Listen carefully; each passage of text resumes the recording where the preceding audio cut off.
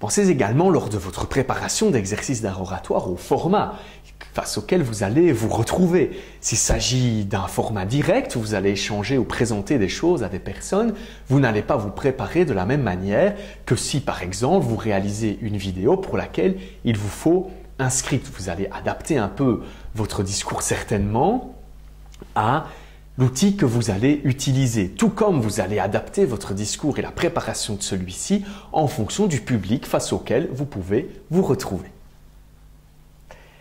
Parlons justement de ces différents formats que nous venons déjà d'introduire précédemment.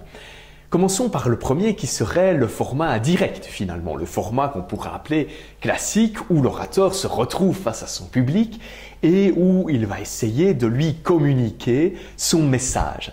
Alors ce message va évidemment être communiqué dans une ambiance, dans une atmosphère, on l'a dit, humaine et basée sur de l'émotion que l'orateur va installer dès le début de sa présentation.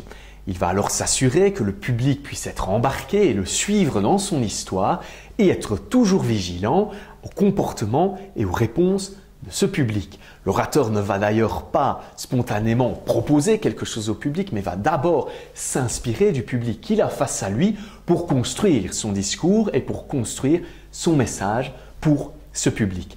Cela va vous demander d'être très vigilant aux réactions de votre public, au profil de ce public et de vous en inspirer en permanence. Même si vous êtes préparé, vous avez les idées en tête et vous allez simplement proposer votre script et proposer votre approche en l'adaptant en permanence à votre public.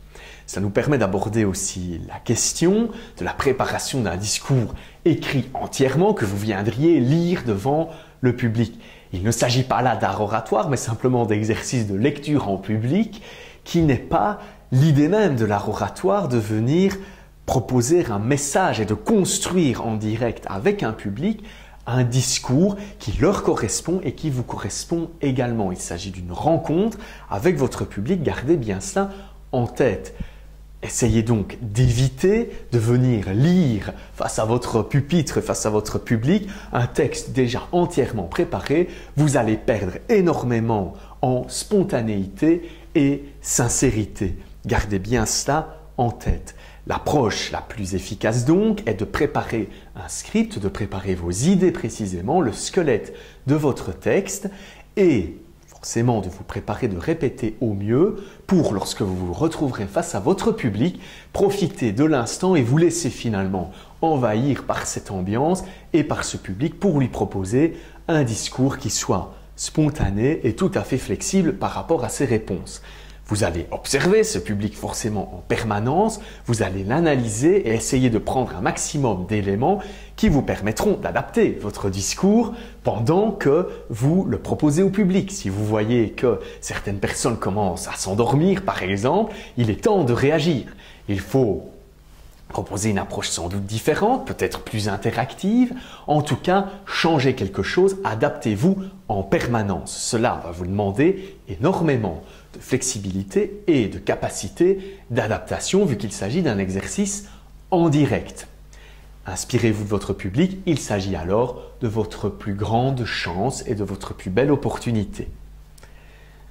Vous pourriez également vous retrouver dans un format d'art oratoire beaucoup plus moderne et qui soit indirect, c'est-à-dire par exemple vous réalisez une capsule vidéo pour communiquer un message, que ce soit en interne dans votre entreprise, que ce soit avec votre famille ou que ce soit pour une diffusion publique. Ce format, bien qu'il s'agisse aussi d'art oratoire, est différent et va vous demander une approche aussi différente tout simplement parce que la relation avec votre public n'est plus du tout la même. Vous construisez votre discours seul face à une caméra par exemple et vous n'avez donc pas le retour direct de votre public, vous ne savez pas adapter votre discours. Cela vous demandera de vous préparer de manière différente en essayant d'avoir une manière de présenter les choses qui correspondent au public que vous imaginez ou à la cible que vous avez définie par rapport à votre message. Gardez bien cela en tête parce que une fois que votre message est enregistré, il est figé et ne pourra être visionné qu'en format, si vous voulez, différé, c'est-à-dire que les gens le verront plus tard. Vous n'avez donc pas cette cet aspect instantané et direct d'échange avec un public. Évidemment, l'aspect indirect, bien qu'il ait certains désavantages, comme on vient de les citer, que vous perdiez cet aspect inspirant et direct d'échange avec le public, a aussi certains avantages considérables, notamment en termes de gestion des interactions et de gestion du cadre émotionnel. Vous allez pouvoir, par exemple, installer vous-même votre histoire, installer vous-même votre cadre émotionnel et le gérer du début à la fin. Vous perdez l'interaction humaine, mais c'est à vous justement à faire preuve d'imagination et de flexibilité dans votre manière de présenter les choses. Réfléchissez aussi aux interactions que vous pourriez avoir dans ce genre de format avec votre public et au retour. Ils existent, ils sont simplement différents du format direct. Ils sont par exemple une série de commentaires que vous pourriez recevoir sur une vidéo par exemple que vous mettriez en ligne. Ce sont les retours du public qui sont différents forcément de ceux que vous recevriez en direct, mais qui sont tout aussi inspirants et qui vous permettent aussi des échanges et qui sont aussi des sources d'amélioration pour vos prochains, par exemple, discours enregistrés ou vos prochaines vidéos. Inspirez-vous de cela, du dialogue que vous pourriez avoir avec les personnes qui regarderont les vidéos, par exemple, que vous pourriez proposer. C'est un retour important et précieux. Vous pouvez aussi réfléchir à ce format indirect en termes d'impact. Finalement, l'impact est très différent du format direct où vous étiez face à un public peut-être chaque fois différent, toujours réinventé et donc avec un discours qui doit l'être aussi. L'avantage du format enregistré au niveau de l'impact est que vous pouvez forcément vous adresser à beaucoup plus de personnes et dans un temps sans doute beaucoup plus long à partir du même support. Cela est forcément intéressant et permet de donner accès à beaucoup plus de personnes à votre discours. C'est le cas finalement de beaucoup de conférences enregistrées que vous pouvez retrouver en ligne. L'orateur ne s'adresse plus seulement à un public face auquel il se trouve, mais aussi à des dizaines, des centaines, des milliers, voire des millions d'internautes ou de personnes qui vont pouvoir simplement visionner son discours plus tard ou après qu'il ait eu lieu.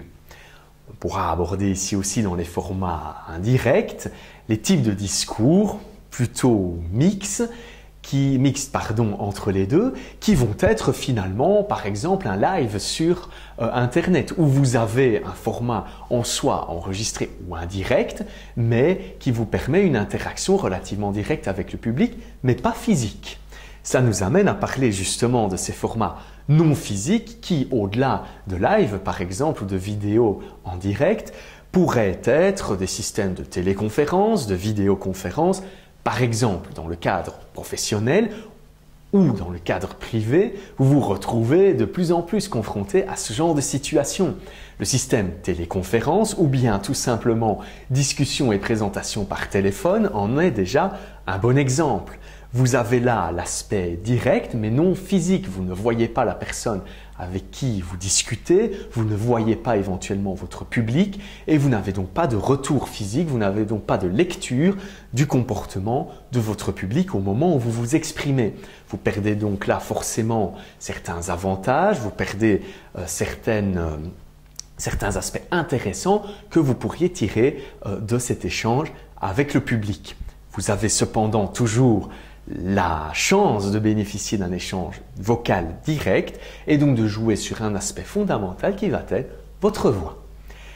Le second volet, la vidéoconférence, nous permet d'ajouter une dimension supplémentaire à la téléconférence, vu que vous avez là maintenant aussi l'image. Vous avez le son et l'image des personnes en direct avec vous, que ce soit sur des plateformes de conversation, par exemple en ligne, ou bien dans le cadre professionnel de systèmes de vidéoconférence plus élaborés. Vous vous retrouvez, que ce soit dans une réunion ou que ce soit face à un public, de manière indirecte face à vos interlocuteurs.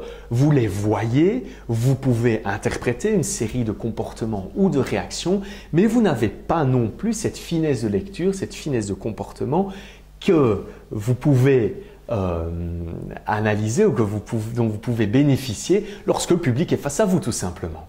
Intégrez cela, réfléchissez bien à ces différents cas vu que votre comportement, votre manière de fonctionner ne va pas être la même si vous êtes dans un exercice d'art oratoire direct ou bien indirect. Tout cela va influencer votre style et tout ça va influencer, on l'a déjà dit, les interactions que vous pourriez avoir avec votre public. Alors, au quotidien finalement, comment est-ce que l'art oratoire peut être valorisé, peut être utilisé?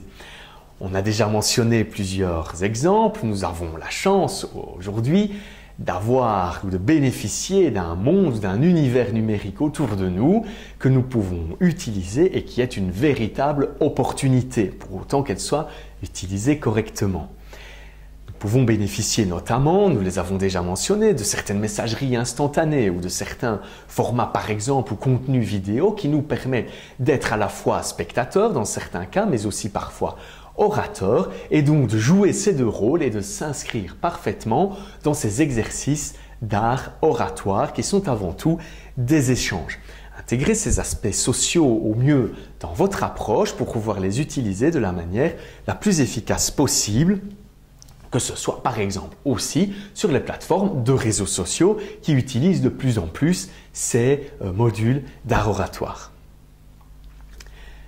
Nous pourrions aussi discuter l'utilisation de ces différents formats, que ce soit les formats vidéo ou les formats directs, dans le monde de la formation qui peut être un mix vraiment entre les deux, entre le physique et le digital qu'on appellera alors phygital. Vous avez certains modules de formation qui peuvent se faire de manière très concrète avec un formateur dans une salle, avec un orateur dans une salle qui échange avec par exemple son public et qui s'en inspire pour construire son discours. Vous pouvez coupler ça en valorisant les outils numériques et digitaux dont nous pouvons bénéficier aujourd'hui, qui sont par exemple des contenus vidéo qui permettront à votre public ou à vos spectateurs ou aux personnes qui participent à votre formation par exemple de bénéficier de plus de contenu, d'aller plus dans les détails par exemple ou de bénéficier de contenus annexes qui leur permettront de développer davantage leurs compétences.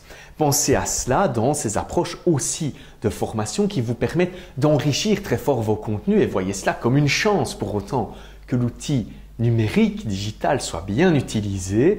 Il vous permet d'avoir accès à davantage de possibilités, davantage de flexibilité aussi dans votre manière de voir la formation, que ce soit dans votre entreprise, que ce soit à la maison, si vous voulez vous former par exemple à une langue ou à certaines approches de développement personnel par exemple, ou bien simplement à l'école où vous pouvez bénéficier de plus en plus de capsules par exemple vidéo qui vous permettent en ligne de revoir certains contenus, de comprendre mieux certains contenus que vous auriez pu voir à l'école. Il s'agit là finalement d'une chance de bénéficier de deux types d'orateurs, l'orateur finalement physique qui peut être votre enseignant et l'orateur indirect qui est celui qui vous propose du contenu vidéo.